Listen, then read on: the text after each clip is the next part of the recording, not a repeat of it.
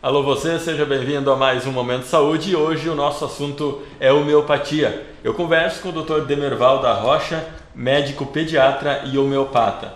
Inicialmente, doutor, para nós definirmos para o nosso telespectador o que é a homeopatia.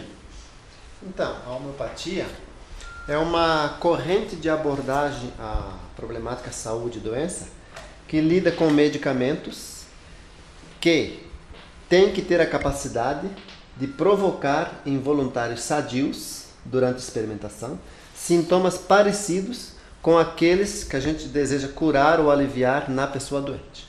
Vem daí a expressão, então, criada, aliás, a expressão não criada, que vem desde o início da homeopatia, que é cura do semelhante pelo semelhante? Isso, exatamente. É homeopatia. Homeo, semelhante, patos, doença. Então, o medicamento tem que provocar um quadro semelhante a uma doença, no voluntário sadio, no voluntário cobaia. Isso. Semelhante aos sintomas que o doente nos traz quando vem à consulta. Ele iria criar anticorpos para as doenças ou não?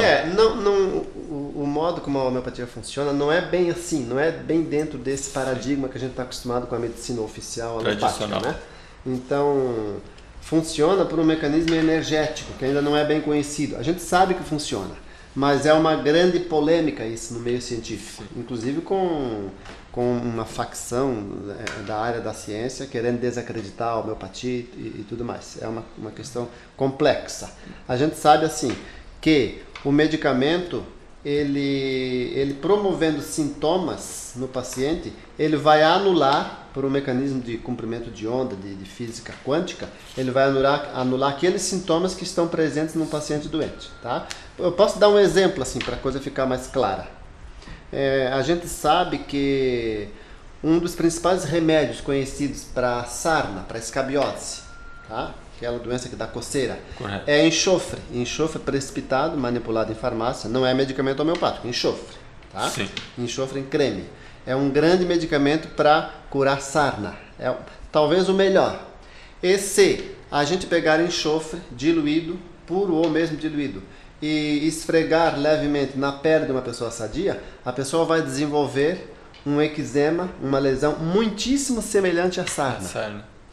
Esse é um exemplo claro, mas existem vários outros. Sim. Um outro que as pessoas conhecem bem, o tal do transtorno de déficit de atenção com hiperatividade, o TDAH, né? O medicamento hoje usado na alopatia, na medicina normal dos psiquiatras, para aliviar ou para melhorar esses pacientes, as crianças e adolescentes, é a Ritalina, que é uma anfetamina, né? E a gente sabe que a anfetamina é um medicamento estimulante, é psicoestimulante.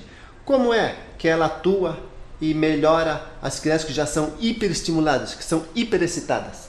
É por esse princípio homeopático, de que aquilo que é capaz de provocar, também é capaz de curar. Pelo mesmo princípio da homeopatia. Exatamente.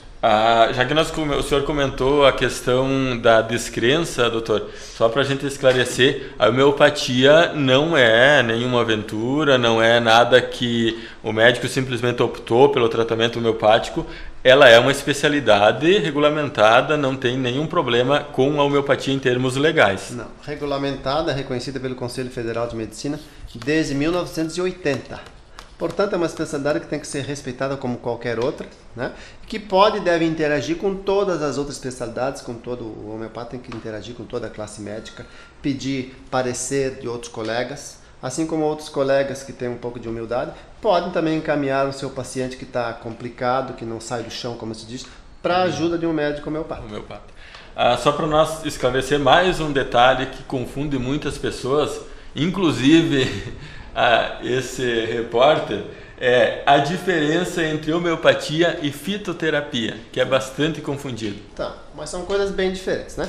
A fitoterapia lida com medicamentos somente de origem vegetal, né? A homeopatia lida com medicamentos de todos os três reinos, vegetal, animal e mineral, e outras coisas que as pessoas se assustariam se soubessem, mas sim, são medicamentos excelentes. Quando se prescreve medicamento fitoterápico, prescreve-se baseado simplesmente na doença que a pessoa tem. Então, por exemplo, espinheira santa é um remédio que ajuda, é razoavelmente bom para aliviar gastrite e úlcera, né? Isso independente de como o paciente é, qual é o modo, como que é o caráter, a personalidade, o comportamento desse paciente.